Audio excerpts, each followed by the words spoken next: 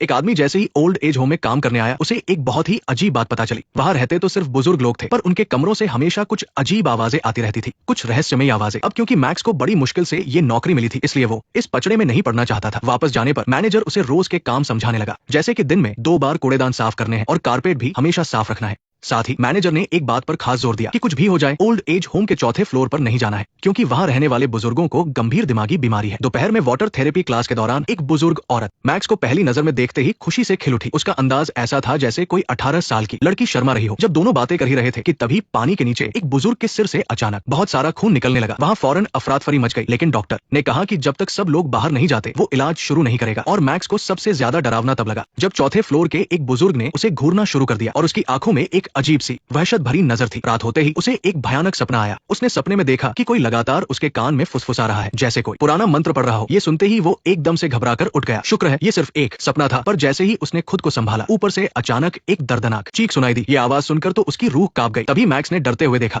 कि उसके बेडरूम का दरवाजा न जाने कब किसी ने खोल दिया था, लेकिन उसने इस पर ध्यान नहीं दिया, ये जाने बिना कि कुछ भयानक होने वाला है। अगली सुबह वो दरवाजा खटखटाने की आवाज से जागा। दरवाजा खोलने पर कुछ बुजुर्ग लोग उससे मिलने आए और कहा कि उन्हें उसकी मदद चाहिए। रास्ते में उन्होंने बताया कि एक बुजुर्ग ने अपने कपड़े गंदे कर लिए हैं और उसे साफ करने में मदद करनी होगी। ये सुनकर मैक्स को बहुत अजीब लगा, लेकिन फिर भी वो लोग उसे जबरदस्ती खींच कर ले गए। पर हैरानी की बात ये थी कि कमरे में बहुत सारे बुजुर्ग जमा थे। इन लोगों ने खास तौर पर मैक्स के लिए एक वेलकम सेरेमनी रखी थी। वेलकम सेरेमनी खत्म होने के बाद सब बुजुर्ग अपने अपने कामों में लग गए। तभी मैक्स की नजर पेंटिंग कर रही एक बुजुर्ग औरत पर पड़ी, जैसे उसे महसूस हो गया हो कि कोई उसे देख रहा है। उस बुजुर्ग औरत ने मजाकिया अंदाज में अपनी जुबान बाहर निकाली। मैक्स को लगा था कि यहाँ के लोग तो बहुत ही मिलनसार और अच्छे हैं। पर देर रात जब मैक्स गहरी नींद में सो रहा था तो एक मास्क पहने सफेद बालों वाला बुजुर्ग न जाने कब उसके कमरे में घुस आया। इसके बाद वो धीरे धीरे उसके बिस्तर की तरफ बढ़ने लगा। कुछ ही देर में पीछे से आ रही सांसों की आवाज ने मैक्स को जगा दिया। तुमने कल क्या देखा था? इससे पहले कि मैक्स कुछ समझ पाता, उस आदमी ने खंजर उसके पेट में घूम दिया। पर पता चला कि ये भी एक और बुरा सपना था। अब नींद तो आ नहीं रही थी, तो मैक्स हवा खाने के लिए हॉल में आ गया। तभी सामने से आ रही गाने की आवाज ने उसका ध्यान खींचा। जब मैक्स पास जाकर देखता है तो 2 बुजुर्ग बड़े ही खूबसूरत अंदाज में डांस कर रहे थे। वो वापस सोने जाने ही वाला था, लेकिन तभी ऊपर से फिर वही डरावनी चीख सुनाई दी। इस बार मैक्स से और बर्दाश्त नहीं हुआ। उसने फौरन चौथे फ्लोर पर जाने के लिए लिफ्ट का बटन दबा दिया। पर वो नहीं जानता था कि अब उसकी मुश्किलों की बस शुरुआत होने वाली थी। आवाज का पीछा करते हुए उसने सबसे अंदर वाला दरवाजा खोला। अंदर कमरे में कुछ बुजुर्ग आदमी बिल्कुल सुन बैठे थे। उनकी हालत नीचे वाले बुजुर्गों से बिल्कुल अलग थी। उनके शरीर पर न सिर्फ जगह जगह घाव थे, बल्कि पूरे कमरे में एक बहुत गंदी बदबू भी फैली हुई थी। तभी कोने में बैठे एक बुजुर्ग ने उसे देख लिया और फिर उसकी तरफ अपनी उंगली उठाई। मैक्स को लगा कि शायद उसे